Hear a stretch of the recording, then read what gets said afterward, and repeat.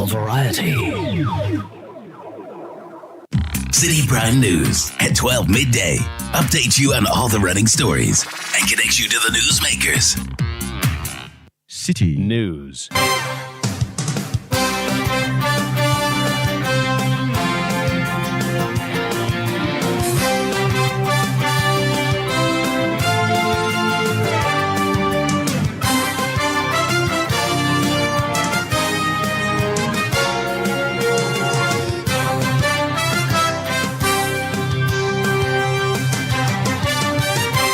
It's midday. Hello, good afternoon, and welcome to the Citi Prime News. We are live from our studios at number 11, Dr. Martin Loop in Adabraka, Accra.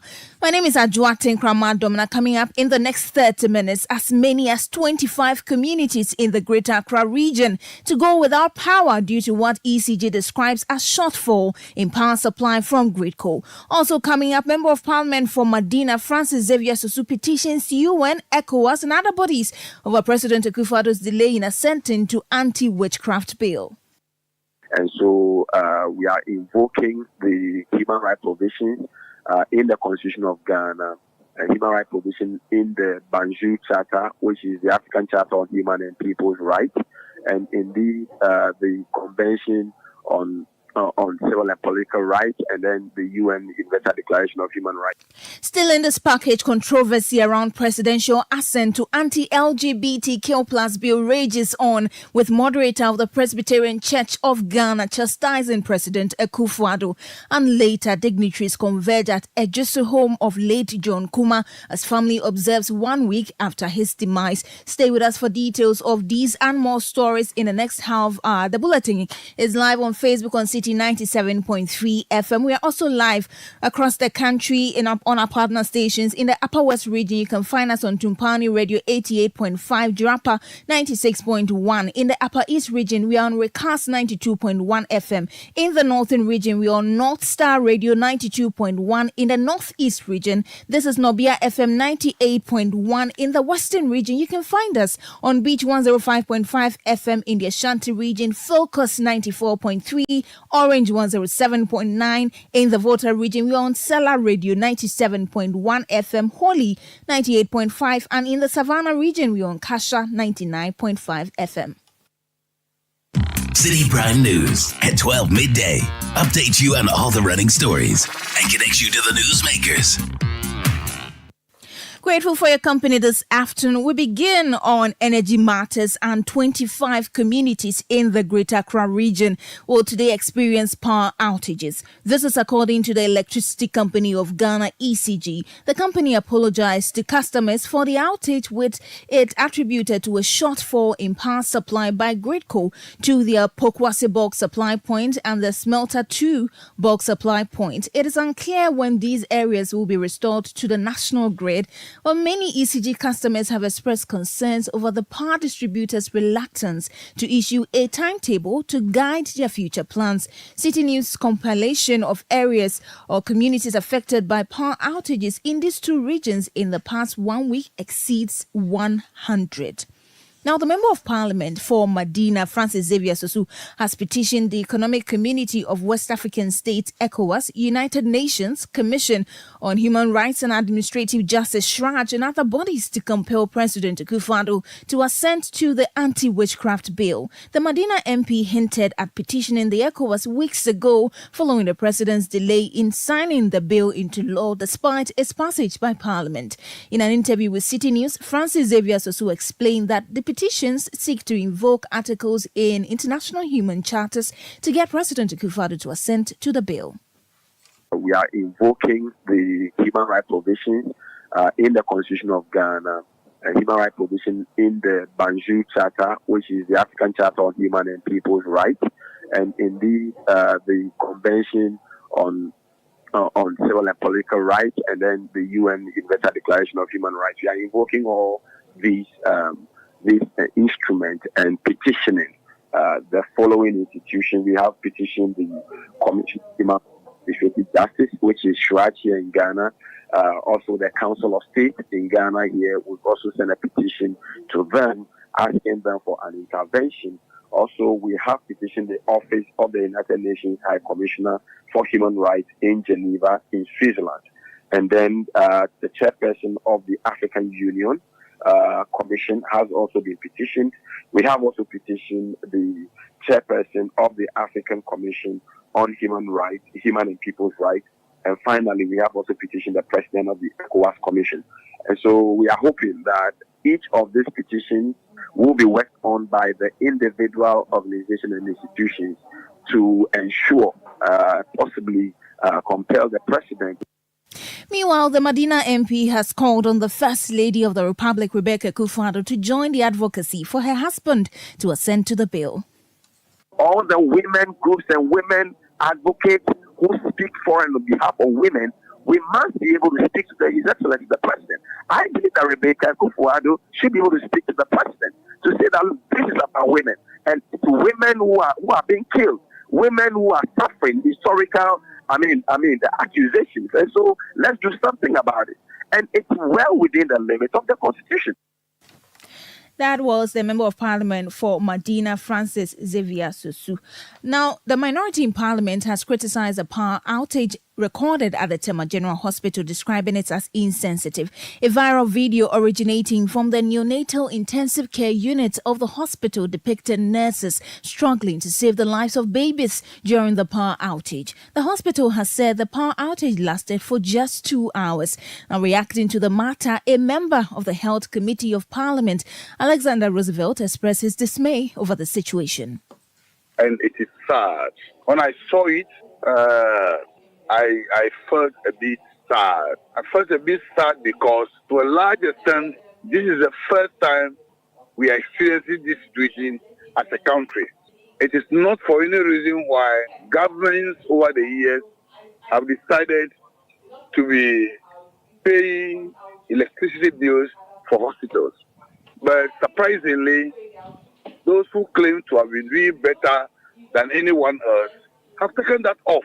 And that is what we are witnessing today. What sin have those babies committed? What sin have those babies committed to the extent that government will allow this situation to be happening in our hospitals and the babies to lose their life? No crime committed. It is very serious. There is a need for government to really look at this particular development and do something about it immediately. Frankly speaking, IGF at the hospitals is that they are nothing to write home about. IGF is nothing to write home about. If you look at the equipment at the hospital, if you look at the extent of their use of power, if they use IGF to clear their electric bills, I think they will not be able to do anything. That's a member of the Health Committee of Parliament, Alexander Roosevelt. Away from that, the Commander Edina Egwafu-Ebrim, KEA Municipal Assembly, has denied reports suggesting the sale of a land housing a CHIPS compound to Elmina to a private developer. Reports indicate that a CHIPS compound, which serves as the only health facility for over 2,000 residents, has been sold to a private developer. This, according to the MCE for KEAA, Solomon Ebo Apia, is untrue, as the Assembly has only given permit to a land adjacent to the health facility for the construction of a shed for patients who visit the CHIPS compound. Just a piece of land adjacent to the CHIP compound, and someone is claiming ownership of that piece of land. And that same piece of land is where the philanthropist is building the shed for the pregnant and for the pregnant women who come to the CHIP compound for services. It is not a CHIP compound, no. I've seen a news headline, the CHIP compound. That is completely falsehood. It has nothing to do with the CHIP compound. The CHIP compound is violence. No one can take away the CHIP compound. It's just a land adjacent to the CHIP compound that is in dispute. Assembly position is that we side with the community that the structure should be built. We are also mindful about the legal issues that surround it. The reason being that we don't want a situation where a structure is built and someone goes to court to get a judgment and we have to pull the structure down. You heard the Municipal Chief Executive for Commander Edina Iguafuebrim Solomon Ebo appear. To some more stories this afternoon, moderator of the Presbyterian Church of Ghana, Right Reverend Dr. Abraham Nana Oparekwache, has chastised President Akufo-Addo for refusing to assent to the anti-LGBTQ+ bill. Parliament passed the bill in February 2024, but President Akufo-Addo has not yet assented to it, citing legal challenges filed against the bill. The moderator of the Presbyterian Church of Ghana attributed the president's reluctance to signing the bill to poverty and hunger amidst external pressures. According to him, countries aware of Africa's economic challenges are attempting to impose LGBTQ+ practices by leveraging aid as a means of coercion. We cannot assent to the bill because if we do so, the Westerners whom we depend on will no longer feed us. The Western world has realized that Africans are hungry and poor and always begging them for alms, hence trying to force us to practice the LGBTQI. It is painful that we are hungry, but we have gold. We are hungry, but we have oil. We are hungry, but we have diamond. We have manganese, bauxite, whatever we plant in Ghana grows, but we are hungry. Hosanna means the Lord should deliver us from this abomination. That was moderator of the Presbyterian Church of Ghana, Right Reverend Dr. Abraham Nana Oparekwache, ministering during a church service at Ebri in the Eastern region. Now to the Ashanti region, dignitaries, including Vice President Dr. Mahmoud Bawumia and NPP sympathizers, have converged on the hometown of the late Deputy Finance Minister and Member of Parliament for Ejisu, John Kuma, to mourn with the family as it observes 1 week celebration after his demise. The late MP passed on earlier this month after a short illness. Many, including his constituents, have described him as hardworking. Mourners were clad in red and black attire to demonstrate sorrow and sadness. Let's go live to the residence now and speak with Ashanti regional correspondent Hafiz Tijani, who is there for us. Good afternoon, Hafiz. What is the mood in Ejisu today? Well, it's that of sadness, it's that of grief and sorrow as mourners who are coming in, as we are just seeing the arrival of the leadership of the MPP led by its General Secretary, Justin Frimpong Kudia, and other party bigwigs from the national level and the regional level, trooping into the Onyi park here to mourn with the family of the late Deputy Minister of Finance and also the Member of Parliament for the Ejisu constituency. I have spotted the Works and Housing Minister, Kojo Opon Nkrumah, and also the Finance Minister himself, Dr. Amin Adam, the former Finance Minister, who was also here, Ken Oforiatta, who was also here. They are all here to mourn with the family. I've been engaging Kojo Opon Nkrumah on what he remembers about the late Ejisu MP. He describes him as someone who is hardworking, someone who is humble, someone who has passion for whatever he does, the politics he does, and also the service for the service to the nation. And he hailed his performance when he was appointed by the president to the finance minister as deputy. He says he delivered.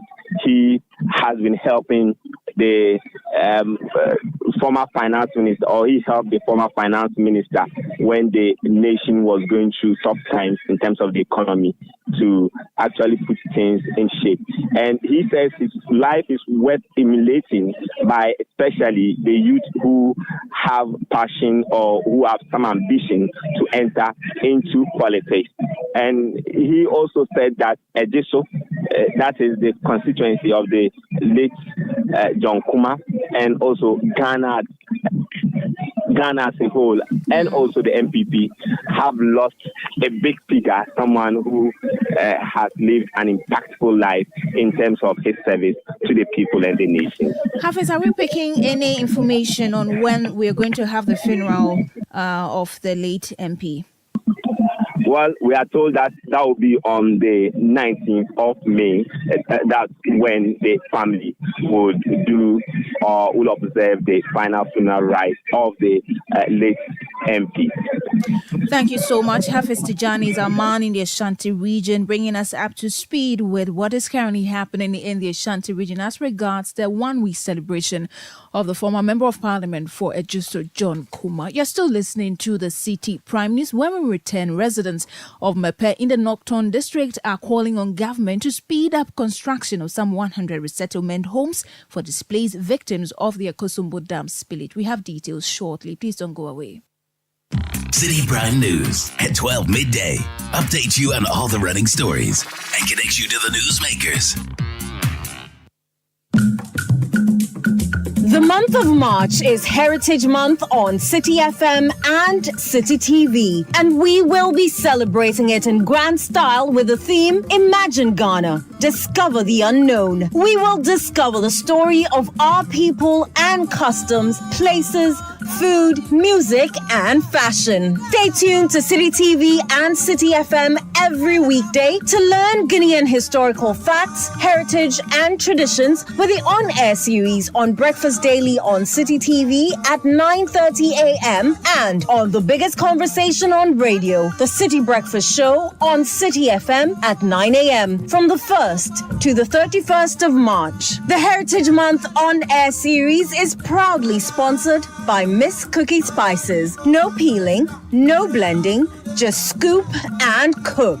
Other exciting activities for the Heritage Month 2024 will include the evolution of High Life Music, a High Life Music expose on Citi TV and Citi FM, curated music on Brunch in the City on Citi FM, What's Cooking special features on Citi TV, the Heritage Quiz on the Traffic Avenue on Citi FM. Catch the Heritage Caravan Diaries and Moments from the 3rd to the 10th of March on the Heritage Caravan. And the big one to crown the Heritage Month celebration, we will treat ourselves to delectable, authentic Ghanaian cuisine, music, dance, and many more at the Back to Your Village Food Festival from the 30th to the 31st of March 2024. Don't miss all the education, fun, and excitement on the Heritage Month 2024 this March, only on Citi TV and 97.3 Citi FM. The Heritage Month 2024 is powered by Citi TV with support from Citi FM.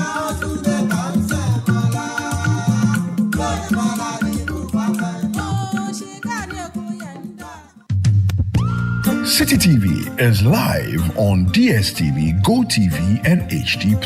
On DSTV, find us on channel 363. On GoTV, we're on channel 117, and on HD+, get us on channel 108. On a digital TV, run a new search, but take note that without an antenna, you cannot access Citi TV. Citi TV can be accessed on any free-to-air digital box like the GoTV and HD+ boxes. Citi TV, it's your world.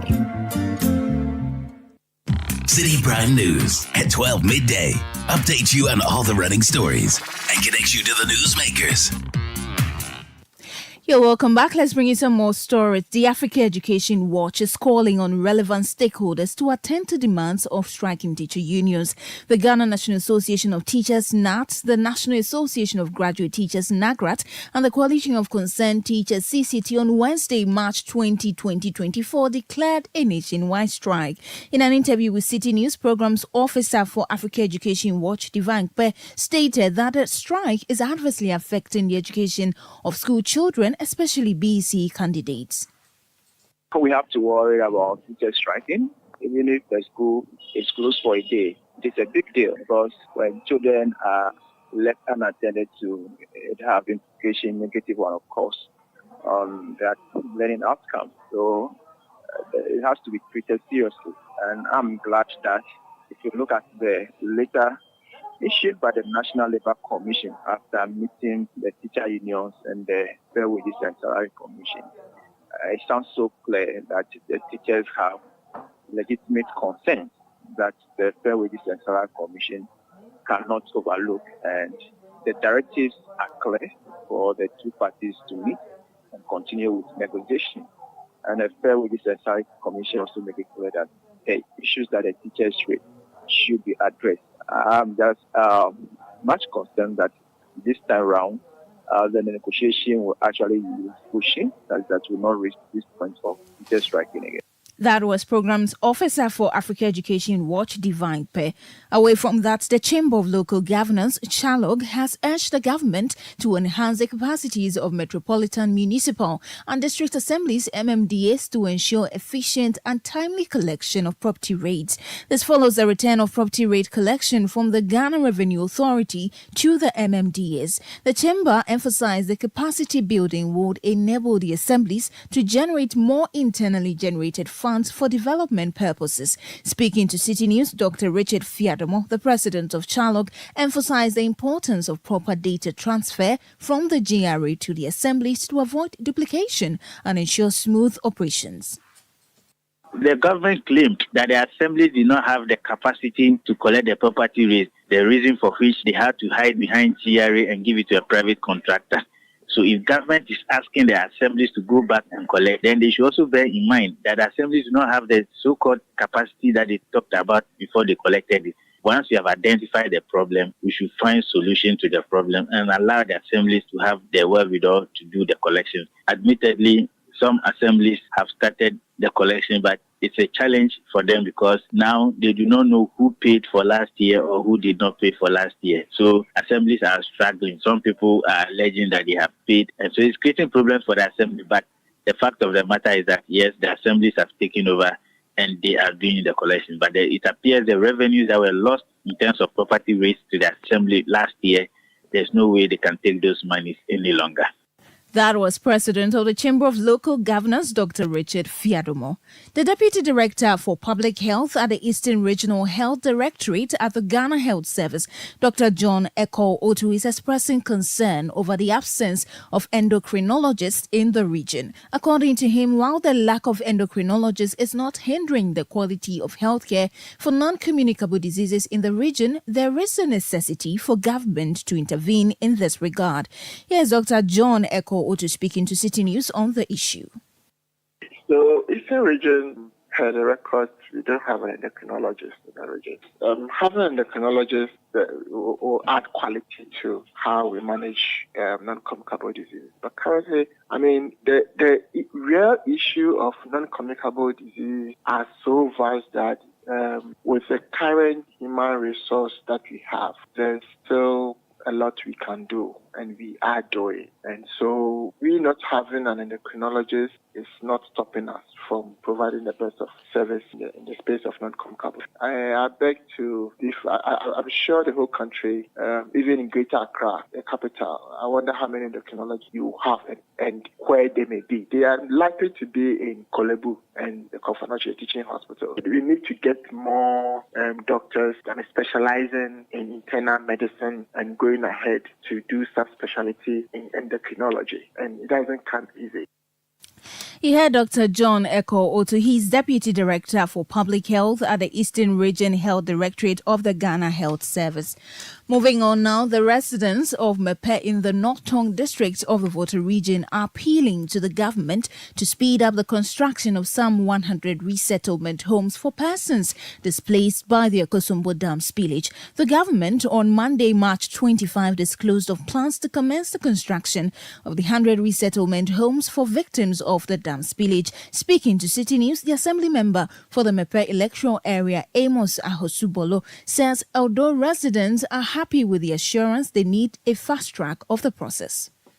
We feel happy that finally government is here and the promise is fulfilled. But provided it will not remain that of one of those promises that it might not come on. But it is our fervent hope that now that the thought has been cast, the thought the project will come on. We want to see the reality of it, and that will make us more happy as affected victims. Myself, I'm one. So what I'll be telling government is they should speed up the process because it has been long overdue. Since this problem happened, that was in 11th October. After this, we haven't seen that much response until Honorable Akujeto Abrafwa raised it in Parliament, challenging the Western Housing Minister. Yes. So now that they themselves have come and started it, and they are doing it in collaboration with VRA and NAGMO. So our prayers is that it should manifest to serve the intended purpose. Amos Ahosubolo is assembly member for the Mepe electoral area in the Volta region. Let's stay a while longer in the region as residents in the Adaklu district of the region are calling on authorities to quickly commission and hand over a court complex which was completed in 2020 but left to rot with weeds taking over. A visit by Citi News to the courthouse shows the gates locked, but a view from outside indicates that the courthouse has been fully completed with just a few finishing touches left. A former assembly member in the Adaklu district, Mark, spoke to Citi News and called for the immediate commissioning of the handing over of the facility. Districts going 2012-2013, these new districts were created. Adaklu was part of it. So from the start, we developed some place somewhere small as a district court to be able to accommodate the magistrate and some few cases that the district may handle. So we're running this place as a court for some time. So it was 2020. As we speak, the complex itself is completed. There are some few things, finishing touches that needed to be done for the contractor to hand over and the court to be used. So the work is a central government contract which has been executed and completed as such. It's a matter of concern to people of Adaklu and members as well. You know, in our usual assembly meetings, we debate some of these things. These matters come to the floor. To the best of our knowledge, as I said, the contract itself is from central government. The consultant, everybody is from Accra. And the assembly just have a supervisory role over the work. So that was a former assembly member in the Adaklu district, Mark Honyeko, speaking with Citi News. Away from that, the Ghana Bar Association has criticized the National Democratic Congress for accusing the Chief Justice of bias. The NDC, in a statement signed by its General Secretary Fifi Fiavikwete, accused Justice Gertrude Tokono of abusing her discretionary powers in deciding the scheduling of cases. Speaking to Citi News, Public Relations Officer of the Ghana Bar Association, Xavier Kuja, says the NDC statement is in a bad faith. I think that the statement is in bad faith in the sense that the NDC as a party, a political party, is not a party to any of the two seats that they make reference to in their statement. In any case, if a person goes to court, his expectation is that the cases should be heard expeditiously. So if a case is listed for hearing, for instance, as they are alleging, I don't see anything wrong with it. Secondly, the person or the people I expect to be complaining about the situation should be the parties to this. But the NDC as a party has not filed any suit concerning those two subjects. Now, the Chief Justice has the discretion to list this, or the Office of the Chief Justice or the Registry has that money. And I don't know of any rule that stipulates that it will be listed in order in which they are filed. So it doesn't matter whether you file it now and somebody files later. Xavier Kuje is the Public Relations Officer of the Ghana Bar Association.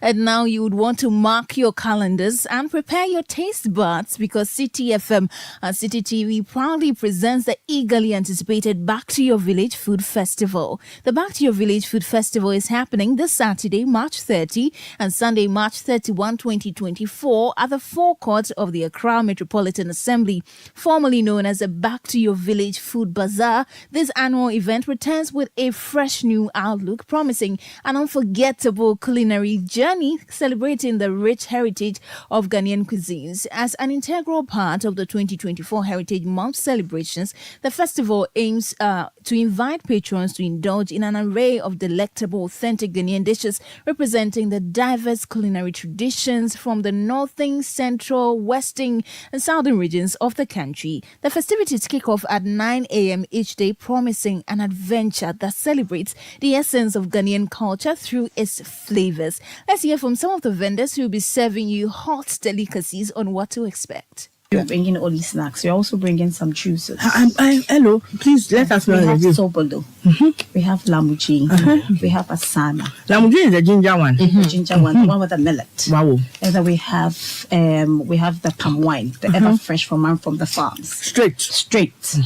So e-snacks are more with drinks. Palm wine is sweet. They are doing. Let me take one more glass. Let me take one more. By the time you help us prepare. You see. So by the time we finish drinking, we'll pack the things for you. The snacks and everything. So we have Adakwa coming up. We have Kudi or Adunle. We're bringing on board 3 new menus. Yeah. It's been there for long by our grandparents, great-moms, but it's been scarce these days. A lot of people didn't know about it. So we want to bring them back to keep on adding them every year. Yeah. So we're adding 3 new menus. So we're adding 3 new meals to the menu. Yes, which is not common. It's been there for long. Yeah. You heard some vendors for this year's edition of the Back to Your Village Food Festival. Remember that the Back to Your Village Food Festival is brought to you by Citi FM and Citi TV and sponsored by Frito, Fortune Rice, Miss Cookie Spices, Pan-African Savings and Loans, Everpark and GB Foods. And on that note, we draw the curtains on this afternoon's edition of the Citi Prime News, which has been live from our studio in Adabraka, Accra. For more news, please visit citinewsroom.com. My name is Ajwa Tinkrama Domina. Thank you for listening. Good afternoon. City News. We speak first. Reach our hotline on 0302-224959 and get interactive on Facebook, Citi 97.3 FM, and on Twitter at Citi 973. Citi 97.3. More variety. The city is alive on 97.3.